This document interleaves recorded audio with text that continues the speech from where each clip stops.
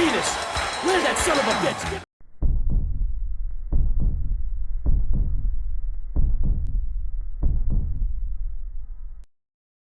My name is Gabor Mate. I work in the downtown east side of Vancouver as a doctor. I've been in family practice before then for 20 years. I've knocked around the medical world doing various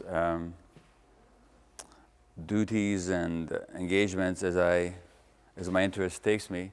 And for the last 10 years, I've worked at a place called the Portland Hotel, which is a domicile. It's a place where a lot of people live who otherwise would be living in the street.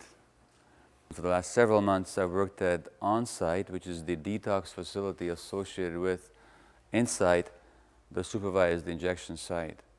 So thank you all for honoring me by coming out to hear me, and I just offer up the prayer that the speaking that we do with one another this afternoon may benefit all of humanity and help ease the pain and suffering in this world, of which there is a lot. And a disproportionate, large share of that pain and suffering falls upon Aboriginal peoples around the world, whether in Latin America, whether in Australia, whether in the Middle East, Africa, or whether in North America. Much of that suffering is rooted in addiction, which is my subject this afternoon. Now, there's nothing about Aboriginal peoples that makes them more prone to addiction. There's nothing intrinsic, there's nothing innate, there's nothing in their nature or their character that drives them to addiction. So it's got nothing to do with any weakness or flaw or predisposition from the inside. It really has to do with what are the conditions in the world that feed and drive and promote addiction.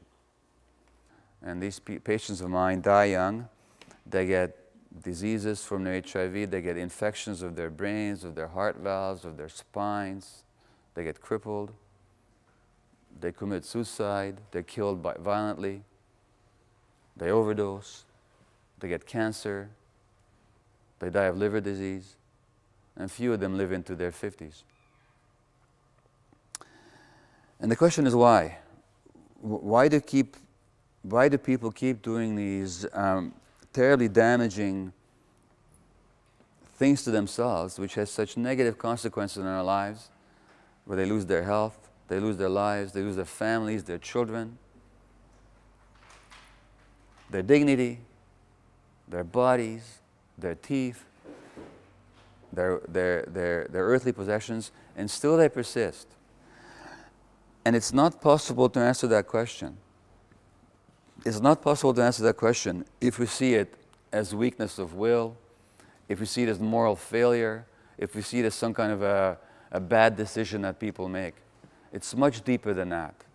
In fact, the question we really have to ask is, if people are using drugs, despite the negative consequences, what does the drug do for them? What makes the drug so important in their lives? It must do something. It must do something very essential, otherwise they wouldn't do it. So if we're going to understand addiction, we first have to understand what is it that the person gets out of it. It's clear for all of us to see what the damage is, but what is the good? What is the short-term benefit that the addict is looking for? Well, to answer that question, just look at the drugs, okay? So there's one major class of drugs that you all know. They're called the opiates. Opiates are drugs like heroin and morphine, which come from a poppy plant, an Asian poppy, or they're man-made analogs like Percocet and OxyContin and so on. These are all opiates. Well, what are opiates? Why do we use them in medicine? What are they? Okay, painkillers is the main thing. We use them as painkillers. Okay, now, but they're downers in the sense that they not only kill physical pain, they also kill emotional pain. They also kill emotional pain.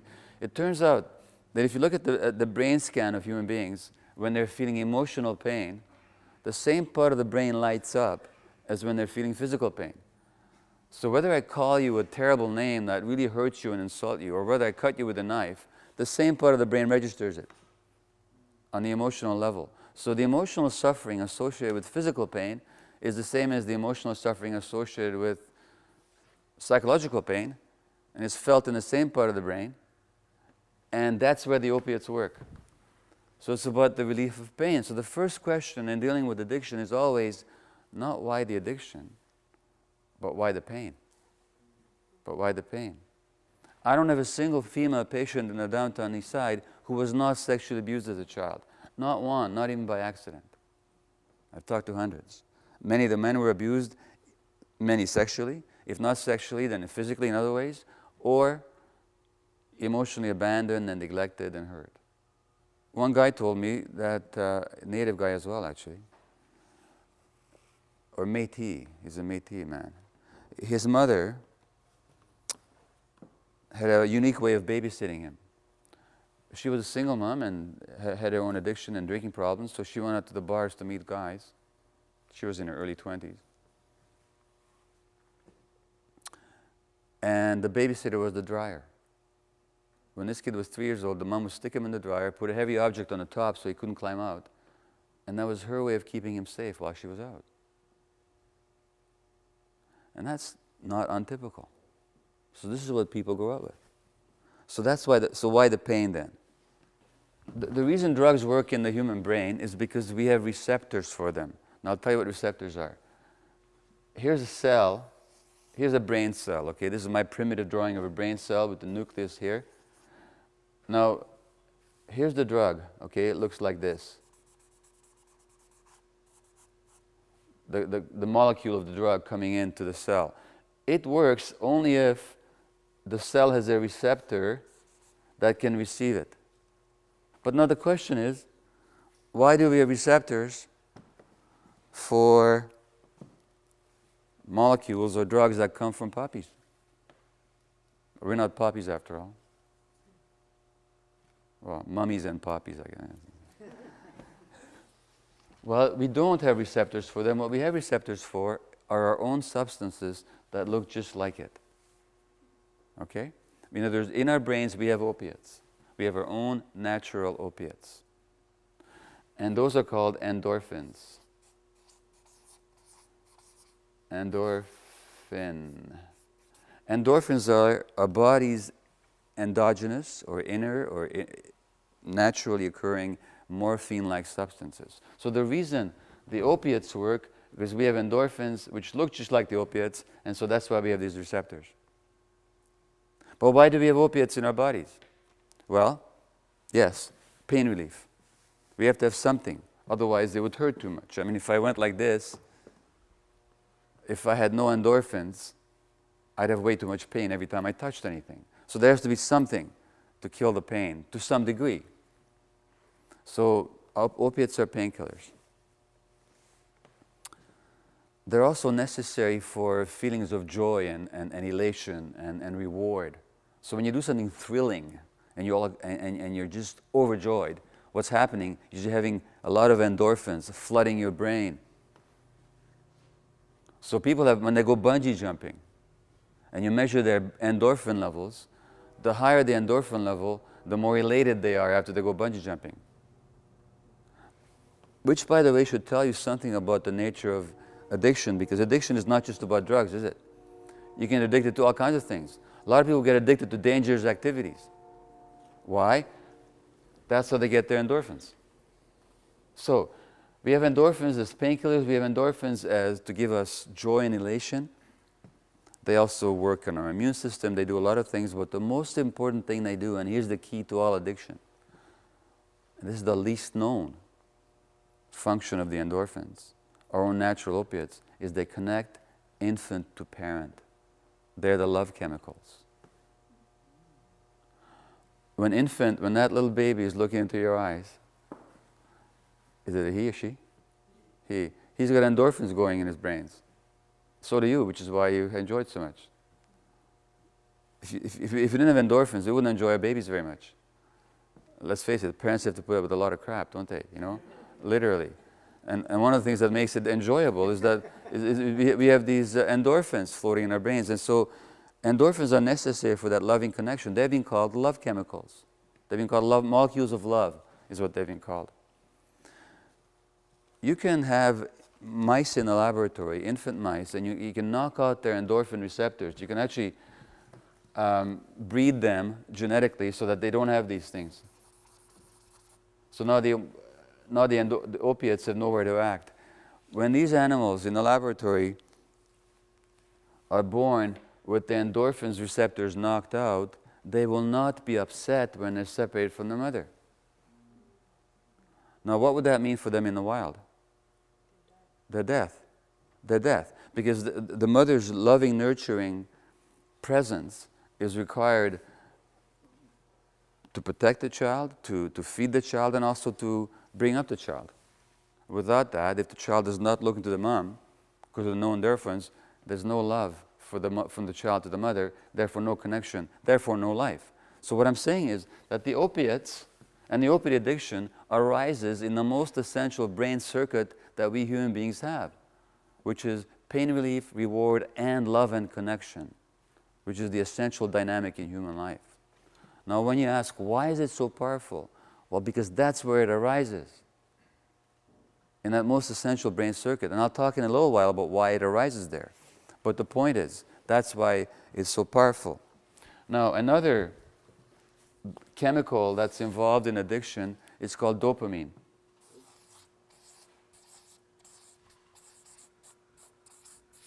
And I'll just give you enough science here to understand the basics. Dopamine is another brain chemical. It's necessary for human life also. Why is it necessary? To make us feel curious about something, to give us a sense of vitality and excitement, to make us explore something. When you're exploring a novel environment, like when you're checking something out for the first time and you're curious, when you're checking out source of food, when you're seeking a sexual partner, you've got dopamine flowing in your brain. Without dopamine, we're like zombies. We're not interested in anything. We're not curious about anything. We won't explore anything. In other words, we're not human beings. I'm mentioning dopamine because all the drugs of abuse, including the opiates, release dopamine in the brain as well. But the stimulants, particularly cocaine and nicotine and caffeine and crystal meth, release dopamine in a major way. Now, if you're seeking food or the expectation of being rewarded by food, that'll get your dopamine circuits, it'll give you a 50% increase in your dopamine levels. So that's pretty good. That's why we look for food, you know. We're hungry, but also we're excited, right?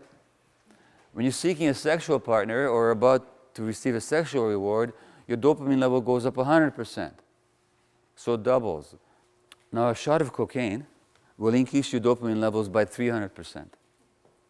A shot of crystal meth will increase your dopamine level by 1,200%. So you see how powerful a drug crystal meth is. By the way, I will tell you that even though crystal meth is a very powerful drug, these are all powerful drugs, they don't cause the addiction. The drugs are not addictive in themselves. I mean, just like a pack of cards, you can look at a pack of cards and not become a gambler, right? You can eat food and not become a food addict. You can, somebody could open up a store, but you don't necessarily have to become a shopping addict. You can try crystal meth, and most people who try it don't become addicted to it. I'm not saying it's a good thing to try. What I am saying is that the drug itself doesn't cause the addiction. Something else has to be there as well, and that something else is what I'll be telling you. Now, in response to your question, so when you're getting shots of dopamine from the outside, from the cocaine, then your brain says there's too much here, and it reduces the number of dopamine receptors. So these dopamine receptors on which the cocaine acts, the dopamine acts, if you have too much dopamine here, the brain says, oh, whoa, whoa, this is too much for me, and it'll kill off some of its own receptors. Now when you stop the cocaine, you're not getting it from the outside, and your body stops making it from the inside. It takes a while for the brain to regenerate itself. Sometimes it takes a long time.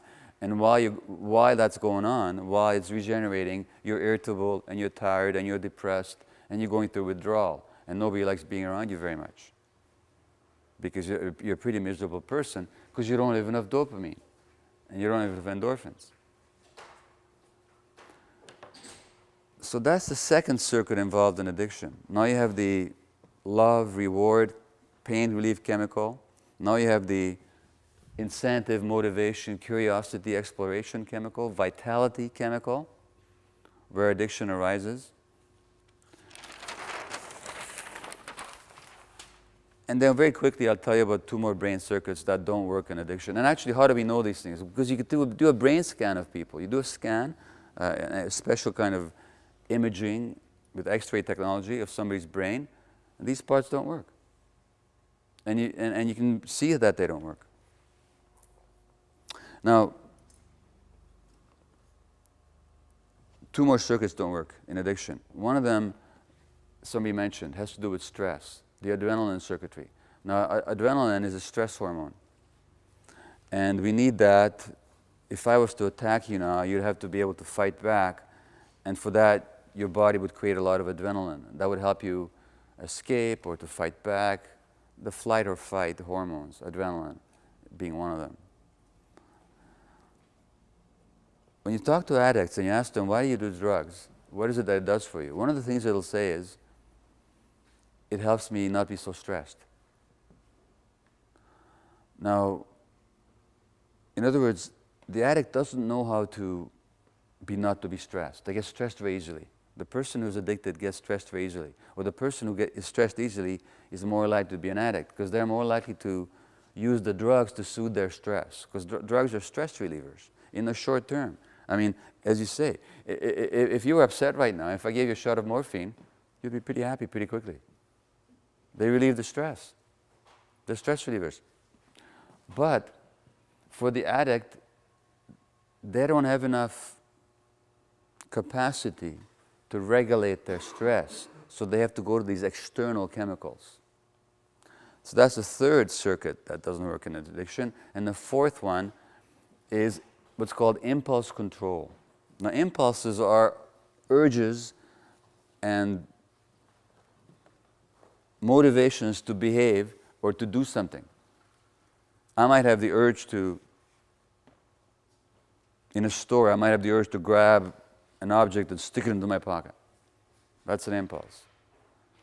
I might have the urge to go up to somebody attractive of the opposite sex and say something totally inappropriate.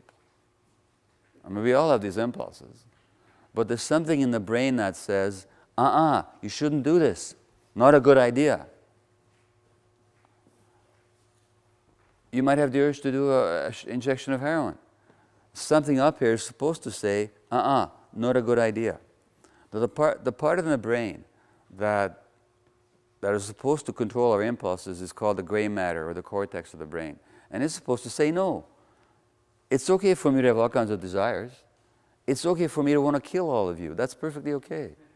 I might be hungry or cheesed off about something because traffic was really bad, and I feel like killing everybody. Nothing wrong with that. As long as there's something up here that says, not a good idea. These are human beings. They don't deserve to be killed just because you're having a bad day. Maybe they have their own problems, you know. In other words, I'm exaggerating, but impulse control is what stops us from doing what we ought not to do. The addict doesn't have impulse control. When he or she sees the drug, sees the needle,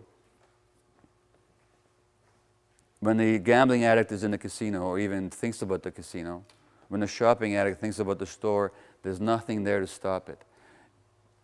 People are always talking about free will.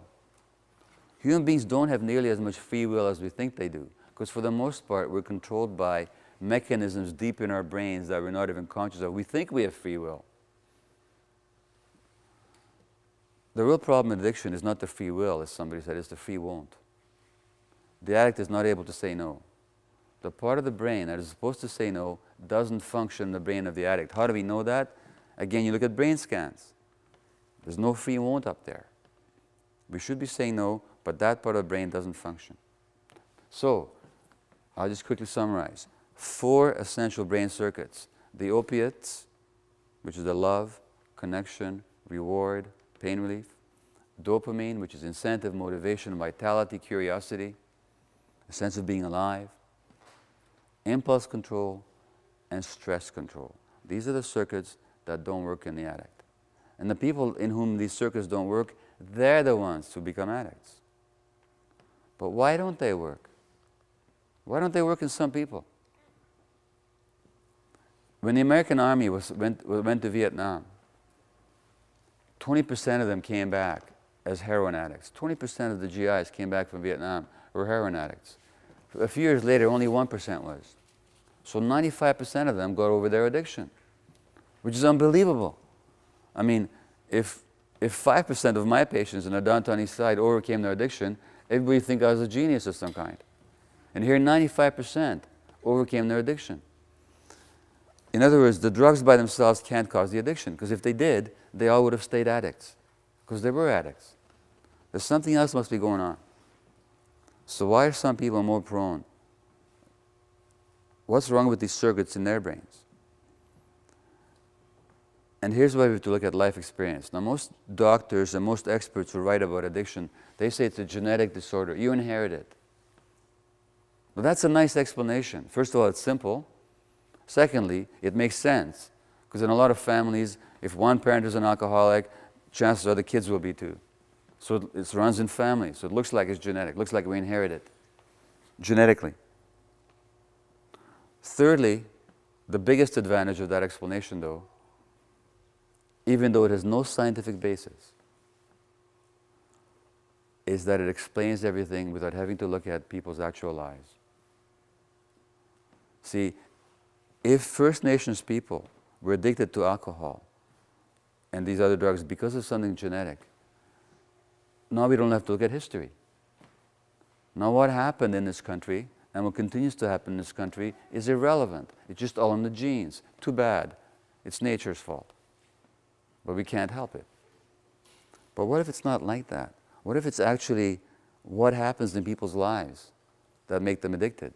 Now that's a different story. Then you have to look at the whole society. How are we treating each other? What kind of system do we live in? How do we look after our children? And these are questions, of course, are much more painful than simply saying it's a matter of genetics. Well, I'm here to tell you, it's got very little to do with genetics at all. Why? Because these all have to do with the brain. And how does the brain develop? How does the human brain actually develop? Well, it turns out, and this is not, I'm telling you, anything new. I mean, you may have heard this, may have not have heard it, but I don't make it up. This is just brain science, the way we know it to be an absolute fact. It's not even controversial anymore. That the way that the human brain develops is an interaction with the environment. It's shaped by the environment. That baby, how old is that baby there? How many? 7 months. See, in the first year of life, there are times in that kid's life when every second, a million connections are being made. I mean, every second, a million connections are being made at times in that kid's life. The human brain is the only one that continues to grow in the same rate outside the uterus as it did inside the womb. And human beings are born with very premature brains. We're premature, we're born. We're all premature when we're born. Doesn't matter when we're born. At 9 months, we're still premature compared to a horse. A horse can run on the first day of life, right? A human being can't manage that neurological control, the balance, the visual acuity, the muscle strength, the coordination for 2 years. So the horse is 2 years ahead of us in terms of brain development. So the horse developed in the mother's womb in advance, 2 years in advance of the human being. And why is that? It's because as human beings evolved, we began to have larger and larger heads. And we began to have larger and larger heads so that we could use the hands, so that they could tell the hand what to do. Because the hand is compare the hand to the hoof of a horse. This is far more sophisticated. This is far more complex. The brain has to have a lot of circuits and connections and systems to make this work. I mean, if you try to build a computer to make the hoof work, and if you try to make a computer to make this thing work, imagine the circuitry has to be much more complex, much larger. And that's why you have these large brains. So large brains, and at the same time, we began to walk on 2 legs, so we can use the hands as hands. So walk on 2 legs, now the pelvis has to narrow. So now we have a narrow pelvis, large head. narrow pelvis, large head, narrow pelvis. You can't wait any longer inside, otherwise you'd never get born. If that kid waited another couple of months, he'd be inside forever. You know, unless there was a cesarean section or something. Because the head is already the largest part of the body. So we have to be born prematurely to allow our brains to develop outside the uterus. And that means that most of our brain development occurs following birth and not before. And most of that in the first 3 years of life. By the end of the first 3 years of life, the human brain is 80% adult size, and the human body is only 19% adult size. It's totally disproportionate.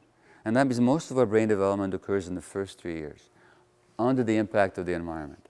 And the circuits in the brain that get the appropriate input, that get the right stimulation, they develop, and the ones that don't, they even die.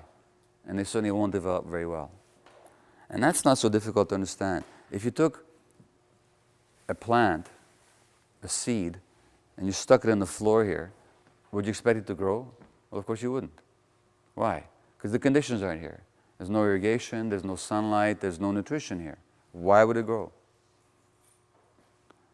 It's the same with the human brain. It needs the right conditions.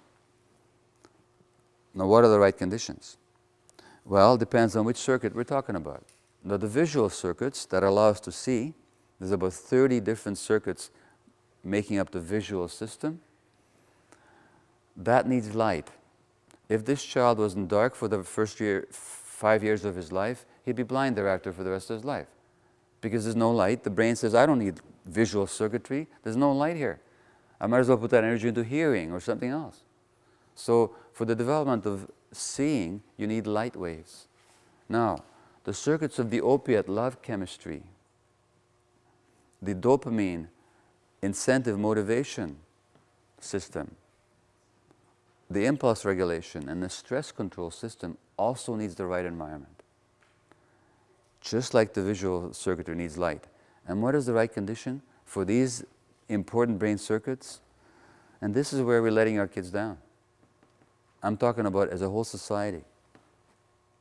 The necessary condition for the development of these circuits is the presence of a non-stressed, emotionally available, constantly available parenting caregiver.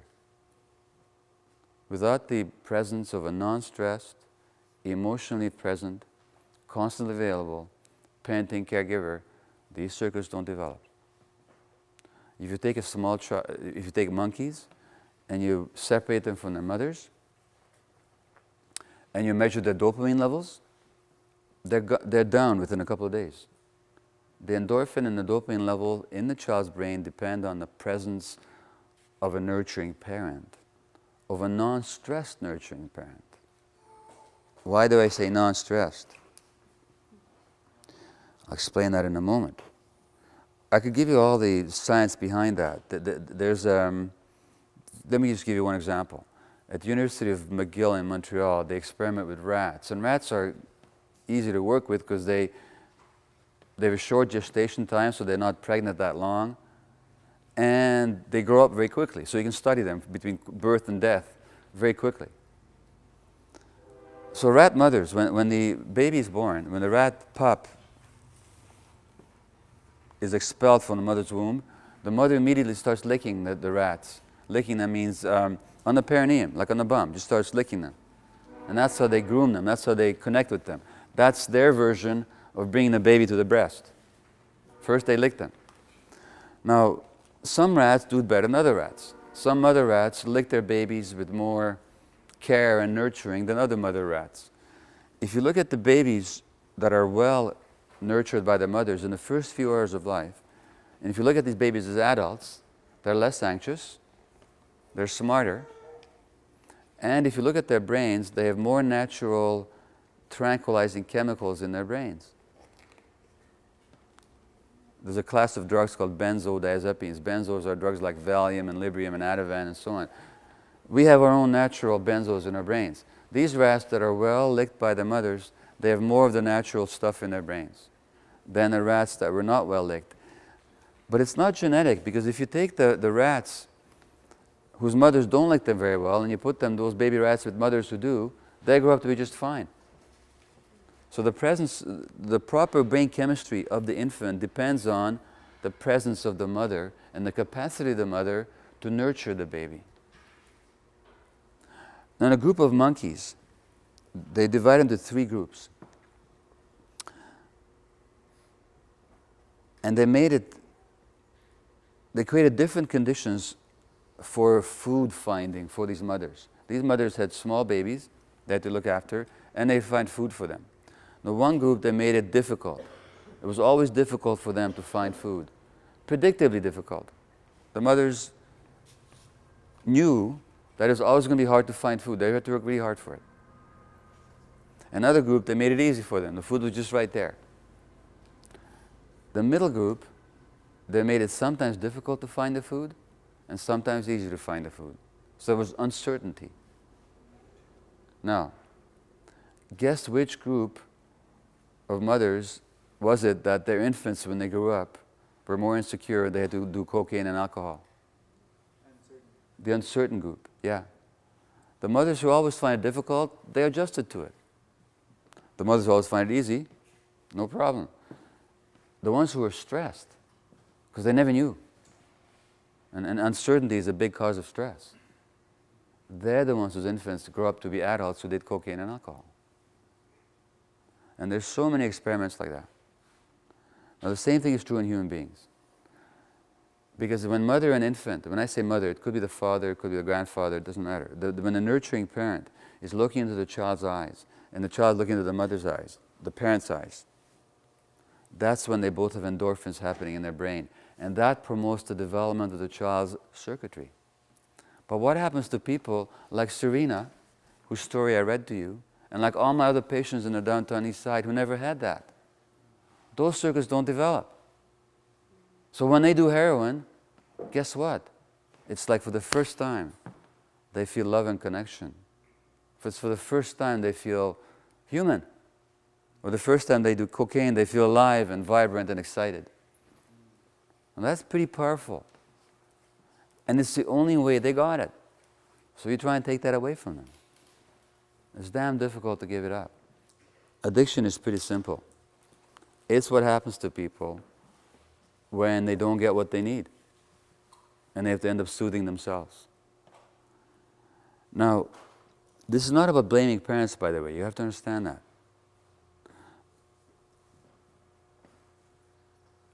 When parents are stressed, they can't help passing that stress on to their children. They just can't help it. There's no way to avoid it. Now, I was born to a Jewish mother in 1944 in Budapest, Hungary. And you all heard about what happened to the Jews in Eastern Europe. So I was born in January '44, and in March, the Nazis marched into Budapest, my hometown. The day after the Germans occupied Budapest, my mother called a pediatrician. And she said to her, "Would you please come and see Gabi, because he's crying all the time." And the pediatrician said, "Of course I'll come, but I should tell you, all my Jewish babies are crying." Now, why were the Jewish babies crying? I didn't know anything about Nazis. I didn't know anything about concentration camps, or war, or genocide. Why was I crying? Do you think? Because my mother was stressed. Infants pick it up. Infants pick it up. And my mother was depressed because her parents, 3 months later, her parents were killed. And so when parents are in that state, and then trauma is passed on from one generation to the next. At the University of Washington in Seattle, they did EEGs, electroencephalograms. These are electrical readout of the brains of infants at 6 months of age whose mothers were depressed. And they compared them, so you get this wave, like an electrical readout, looks like this. Now, they compared the EEGs, or the electrical activity of the infant's brain whose mother was depressed, with infants whose mother was not depressed. They could tell from the EEG of the child whose mother was depressed and whose wasn't. In other words, the mother's state of mind programs the electrical activity of the infant's brain. And these effects last a long time. These effects last a long time. Now, mothers obviously don't become depressed on purpose. Nobody wakes up in the morning and says, hey, I think I'll become depressed. Maybe I shouldn't. Oh, okay, I will. No, these things happen to people. Nobody gets stressed or depressed on purpose. My mother did not create the Second World War just so that I would have a difficult first year of life.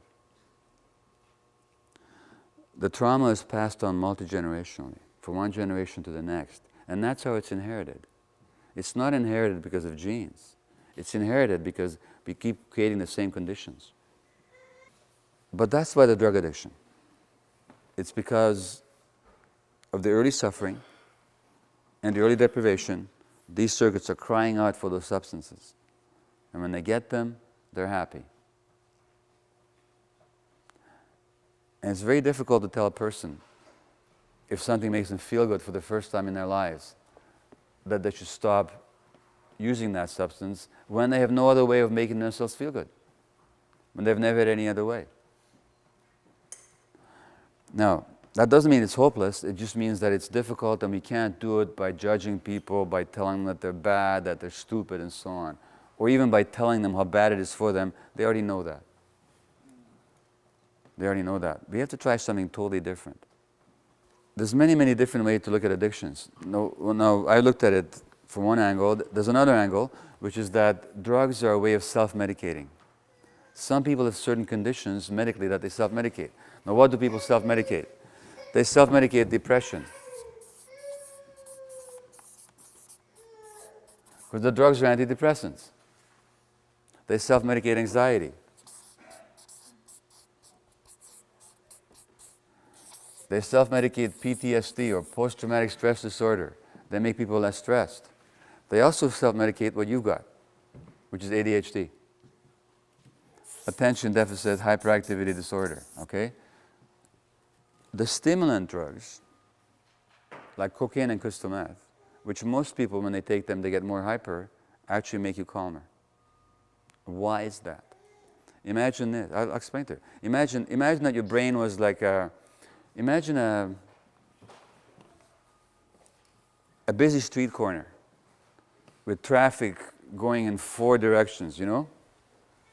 So you have a busy street corner, and here's, and you get 3 lanes of traffic going in every direction, right? 3 lanes this way, you know? So, but there's no stop sign, and there's no traffic light.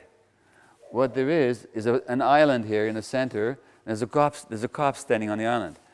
And the job of the cop is to stop traffic in this direction so it can go in this direction, right? His job is to stop things, okay?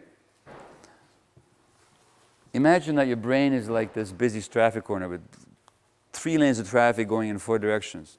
The drivers don't know how to stop. They don't know how to regulate themselves. There's no stop sign. There's no traffic light. There's a cop. Now, imagine furthermore that the cop went to a party the night before. So he's sitting there on the traffic island, you know, going like this, and all of a sudden he goes to sleep, okay? What's going to happen on the street corner? Total chaos, right? Honking and people getting angry and upset, but nobody getting anywhere, just like you in your room. What would you have to do to create order on the street corner again? Get a new cop. Sorry? Get a new cop. No, he can't do that. You got the one you got. What are you going to do with him? What are you going to do with him? Give him coffee. Totally right. Give him a stimulant. Okay. Caffeine is a stimulant. Okay. Cocaine is a stimulant. Crystal meth is a stimulant. Nicotine is a stimulant. ADD is another condition. It's just a condition that predisposes to addiction, and people self-medicate by these stimulant drugs. A lot of the people that are taking crystal meth actually have ADD. They may not know it, but that's what they have. Almost anybody with an addiction will have a dual diagnosis by definition. They're going to be anxious, they're going to be depressed, they're going to have ADD, they're going to have bipolar disorder, they're going to have post-traumatic stress disorder, they're going to have personality disorder. Something's going on, otherwise they wouldn't be addicted. The good news is that the human brain can develop new circuits even later on in life. So even though the conditions, it's not like vision. Vision is over at age 5. If a kid doesn't see light for 5 years, he's blind forever. But these circuits, you can get new development even later on in life if the conditions are right. Even later on in life. It takes a long time, it takes a lot of support, but it can happen. So the point is, just because people were hurt early, it doesn't mean that they were, is it Larry?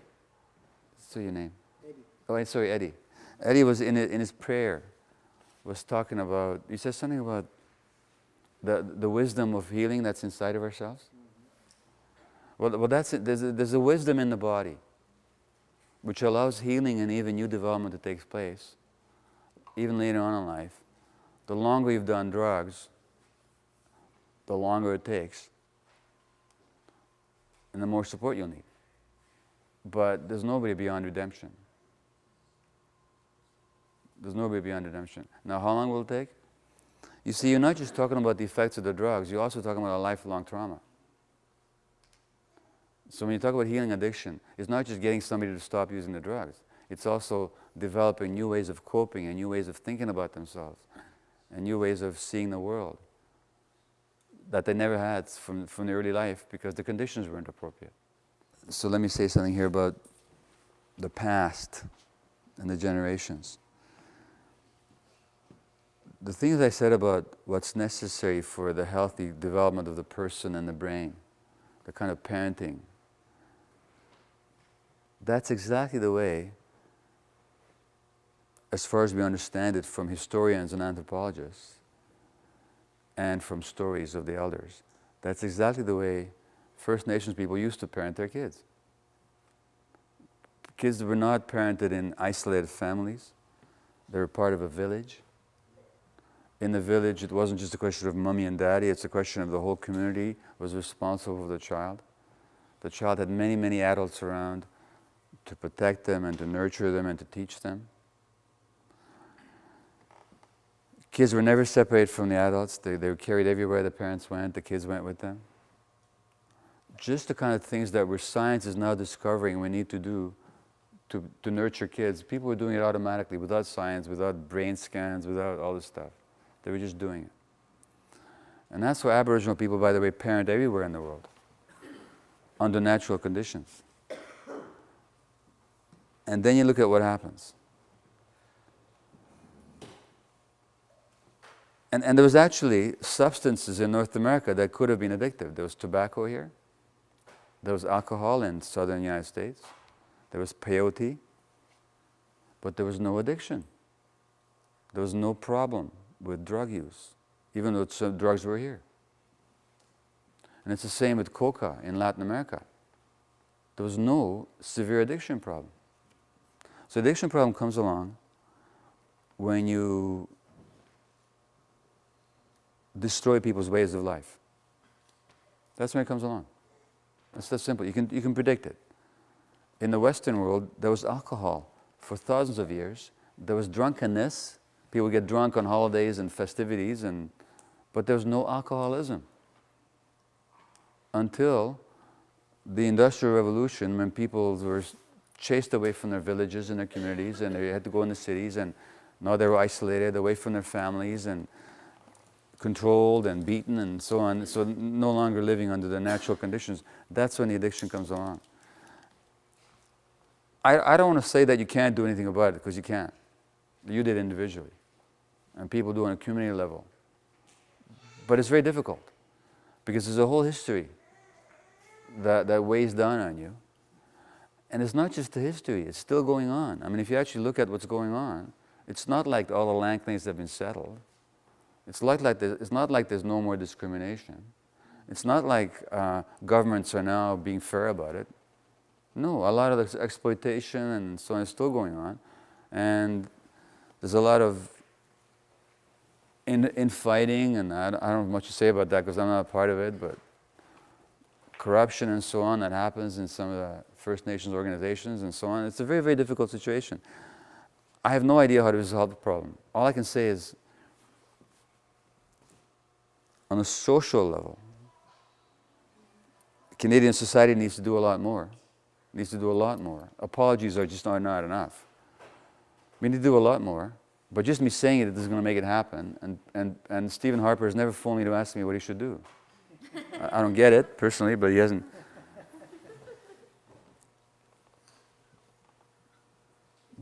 But communities are going to have to find some creative response that this trauma has been going on. You know, and maybe my words can help is only with this. Maybe it can help with the shame part, because there's tremendous shame associated with abuse. Maybe if people get it, that it's not their fault, that it just happened. They didn't create it, they didn't call for it, they didn't ask for it. It might be their responsibility now. I mean, whatever addiction issues exist in this community here, you can wait for Stephen Harper to come and do something about it, but I wouldn't hold your breath too much. So it's your responsibility. I mean, you have to respond. But maybe if you get that, it's not your fault. Maybe if you get that the shame that's associated with addiction, maybe you can drop the shame. Maybe if you drop the shame, that'll help lift the weight off your shoulders a bit so you can get on with it. Maybe it's the shame that keeps people stuck. The attunement piece is a big one. Attunement means when one person gets the emotional space of another person and is able to communicate that I get it. Now with babies we do this all the time. When a baby starts crying, we attune right away. What do we do? What do you do when you see a baby crying? What happens to your face? You go, "Aww." You know? So you're communicating that, okay baby, I get it, you're feeling sad. I get that you're feeling sad. I feel sad too when you feel sad. That's attunement. Now we all need that. The children need it for their development. When a parent is not attuned to the child, then the kid doesn't get the feeling of being received and understood. So they get the sense that there's something wrong with them. Even if the parents never beat them or hurt them, just because if they were stressed and when parents are stressed, they can't be attuned because they're too stressed. And that's why that EEG, or the depressed mother, or the infants where the mothers are depressed, you could tell from the child's brain whose mother was depressed and who wasn't, because the mothers weren't attuned to the child. Now in terms of dealing with addiction then, given that the first condition that was lacking was this attuned presence of caregivers, what do you think the first condition is if we're going to heal people? The same thing. It's not enough to tell people that you got to stop doing this, it's bad for you.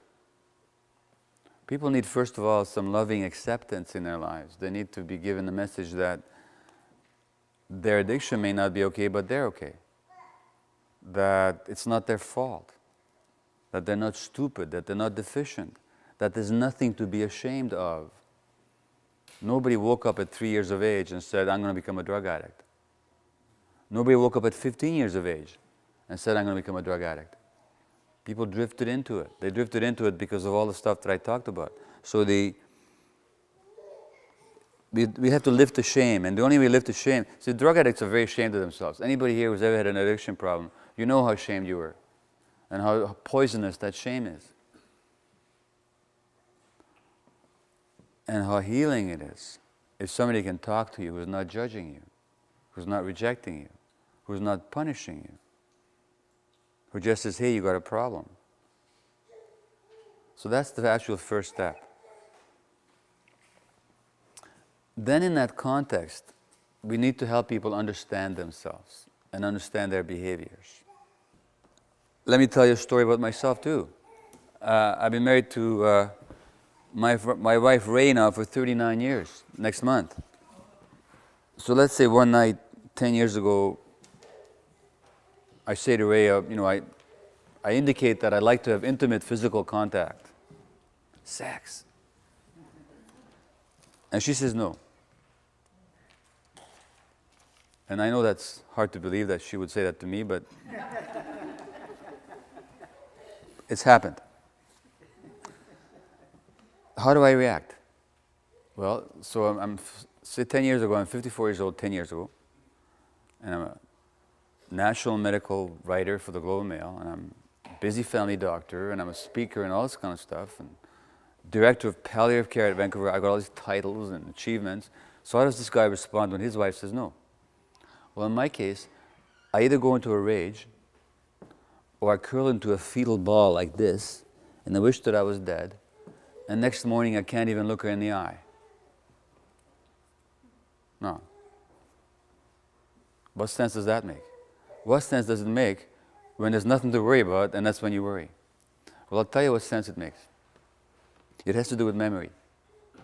It has to do with a kind of memory called implicit memory.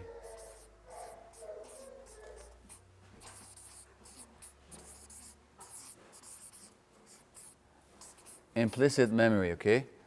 I'll tell you what that is. There's two kinds of memories in the brain and the body. One kind of memory is what we call recall. When you can call back, recall what you had for breakfast yesterday, what you did 2 weeks ago, what a teacher said to you when you're in grade 5. That's recall. That's called explicit memory or recall. But the part of the brain that remembers that way, that encodes or photographs explicit memory, isn't even developed till the second or third year of life. So nobody recalls anything. If I asked you, what did the nurse wear when your mother delivered you, you wouldn't be able to tell me. There's no recall for that. Your brain wasn't even ready to recall that. But there's another kind of memory called implicit memory that's there right from birth. And that's the emotional memory of what happened without the recall. So the emotional experiences are imprinted in your brain, but you don't recall what caused the emotion. Okay? Now, you told us that you were abused, traumatized when you were 2 years old or 1 year old, right? You have no recall for that, but you have memory. The emotional memory, the implicit memory, is here in your brain. Now, what do you think emotionally you were experiencing when nothing was going on, when you were 1.5 years old, but you already been traumatized?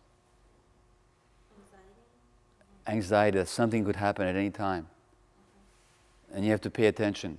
And if you're not seeing something, maybe that's the most dangerous time of all. There's a kind of thing that happens when when children are separated from the mothers. The children, for the first few days, are anxious. They look everywhere for the mom. Then they give up. They get depressed. They won't look anymore. They won't eat. They won't play. They won't do anything.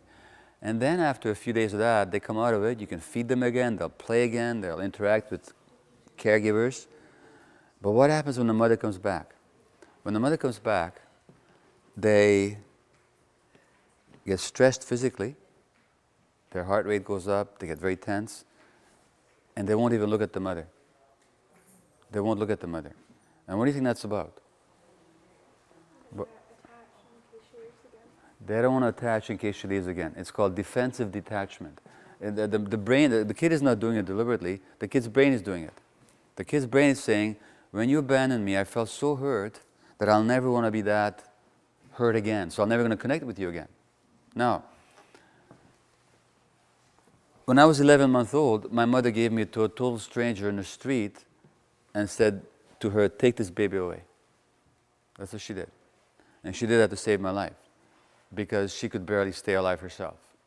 And I was very sick and I might have died. So she smuggled me out from the ghetto and I lived with some relatives for a few weeks until the Germans were defeated and they left Budapest by the Russian army.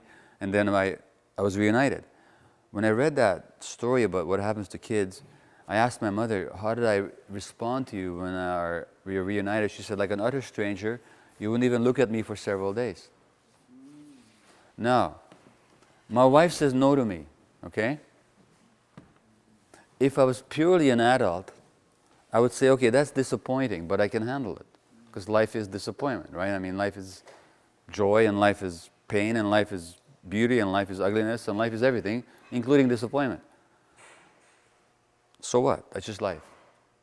But when she says no to me, that memory of being abandoned by my mother gets triggered. Because here's this woman on whom I'm relying in my life, and whom I depend, and I need her to love me and to hold me, and she's saying no to me. That implicit memory gets triggered, and now I'm responding like I'm a 1-year-old child. And by the way, most of the time there's a problem in your relationship with your spouse or with your friends, and you get all upset. It's got nothing to do with the present. You know that, because you go back afterwards and you say, what the heck was that about? And what it was about was implicit memory. That tells you about your childhood. You're back in a state of implicit memory. Now, the addicts are always full of implicit memory. So what was the addict's memory? The addict's memory was that he or she was abused by authority figures. So you're an authority figure, and you speak to them in a harsh way. Guess who that makes you? They respond to you like you were the guy abusing them in the first place. And now you can't get to first base. And that means that people working with addicts have to really take care of themselves. They have to be very aware of what's happening internally. Because I tell you what happens to me, when I'm not taking care of myself, let's face it, in a relationship between myself and my clients, who's got the power? I do. I mean, I got the status. If they complain about me, they don't get anywhere. I mean, let a druggie from the downtown east side go to the College of Physicians and make a complaint about a doctor. How far will they get? I'm not saying how it should be, I'm saying how it is. And all their lives, they have never experienced any power at all. So they won't even, they've threatened and all that. I don't give them a prescription. Okay, I'm going to the college. Okay, go ahead.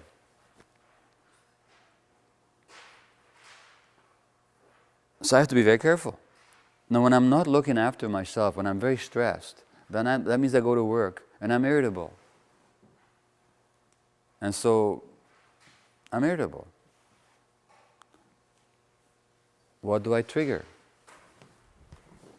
I trigger the implicit memory of another authority figure who just doesn't give a damn about them. And when do I do that most especially? Especially when I myself am not living with integrity. So let me read you a paragraph here. So I told you I had this propensity to binge on shopping and obsess about it and spend a lot of money. And so when I'm like that, of course, I'm very judgmental of my patients. I'm looking at them saying, how can you be so weak-willed and why can't you just give it up? Exactly what I'm doing myself, right? We always judge other people for exactly we don't deal with in ourselves. In January 2006, when I'm in the midst of an extended CD obsession, and of course when I'm buying compact discs, of course, I become a complete addict. I lie. I bring them home, and my wife says, have you been shopping again?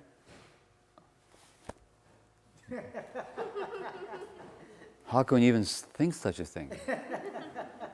And I stash it on the porch, and when she goes to sleep, I smuggle it into the house. In January 2006, when I'm in the midst of an extended CD obsession, Sean comes moaning into my office. I'm messing up, he says. I'm puking and shitting. I've been doing heroin. Oh man. Sean has been in a recovery home for months. I haven't seen him for a long time, but he did call regularly, proudly reporting on his progress and his determination to stay clean. Once he left a voicemail, I'm calling to say that I appreciate all your help. I just want to say thanks, man. Now he's back in the downtown east side, pale, bedraggled, emaciated, unwashed. He's been living in the streets for weeks, but plans to admit himself to a Christian rehabilitation camp. Don't you think you should be back on the methadone, I suggest? Sean eagerly downs his first dose before recounting the details of his most recent relapse. I don't know why, Doc. I thought I just used one time, just the one time, and that was it. So are you going through with that Christian rehab thing? My family's pushing me, but I'm not up to it. Have you told them that? No. What stops you from being straight with them? Hurting them. That helped me so much, and I turned around and failed so miserably. I'm instantly filled with judgment, annoyed by his neediness and weakness of will, that is, by my own. I want to teach him a lesson. I don't believe you, I counter. Not that you don't mean it, but you're not being honest with yourself. You're not worried about hurting them. You already are hurting them. Yes, I am. But I want to go to that Christian place. I know what it's all about. It's really tough there. A complete schedule. It's harsh and rigid. That's not the point. I'm talking about telling your family the truth about how you feel and what you're up to. You just don't want to you just don't want to face the hassle of being clear with them. You're afraid of their judgment or of your own. You're too chicken to be honest. Sean throws me a direct glance, an abashed smile on his face. That's how it is, Doc. Well, then get off it. Be open about what you want and what you don't want. That much you do owe your family. And Doc, having pushed his addicted patient to tell the truth, will now go home and lie to his wife, his briefcase stuffed with the latest haul of classical music. And that's how it is for all of us. When we're not in integrity, that's when we're most judgmental of other people, because we can't stand seeing in others what we don't like about ourselves. Which is, I think, why people have such a hard time with drug addicts, because who in this society is not addicted? And this whole society is all about getting soothing from the outside. You have to look that way, you have to be that way, you have to buy that, get that, do that. It's all getting something from the outside to make yourself feel okay, which is what addiction is all about. Getting something from the outside to make yourself feel okay, temporarily. That's what addiction is. This whole society is addicted. The whole economy. And look at the consequence. The consequence is that we're destroying the earth. We're actually destroying the earth. And then we say to the drug addict, how can you shoot yourself full of cocaine when it's so damaging to you? Well, how can we do what we're doing to the earth when it's so damaging to all of us? But we can't stand seeing that part of ourselves. So we push it all to the addict and say, what's wrong with you? So the biggest thing that stands in the way of society helping the addict and of people individually helping the addict is their judgments. Is the judgments. So I'm going to ask a question now. I'm going to ask you to look at, now, by the way, there's nothing wrong with having judgments. It's very human. You can't help it. In fact, you're not even doing it. When you have a judgment, you're not doing it. It's not that you deliberately say to yourself, what judgment can I come up with? Nah, your brain does it, right? You're not even there. Your brain is doing it without you. You didn't deliberately make. So when I say there's nothing wrong with it, it's perfectly human. There's nothing wrong with the judgment being there. The problem is when you believe the judgment. So the thing is to notice it. Because if you don't notice it, it's going to get in the way. So I'm going to ask you a question now. So I'm just going to ask you to look at yourself now. And tell me, if you're willing to, I'm going to invite you to tell me, to share with me, some judgment that you've had about an addict in your life. It could be somebody else. It could be yourself.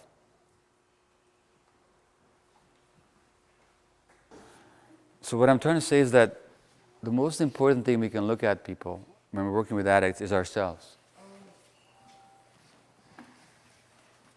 Is ourselves and how we respond, and because how we respond has to do with us. And if we're going to work with people or with ourselves, we have to be really compassionate. With ourselves and with the other person too. So people who have addictions, sometimes they have trouble realizing, for example, an alcoholic will say, well, I can quit anytime I want, I enjoy it. Yeah. Yeah, and you know what? There's nothing you can do about that. Except that if you're going to be with an alcoholic, be with him. And if you can't stand being with him, then don't be with him. But don't be with him and wanting him to be any different than the way he is. Like to be with him and resent him at the same time. What's the point? You don't have to be with him. It's a total pain in the ass to be with an alcoholic. I mean, nobody's expected to put up with that. But if you choose to be with him exactly the way he is, without any move to try and make it any different. Because there's a spiritual teacher that I read a lot, and she said that only in the presence of compassion will people allow themselves to see the truth.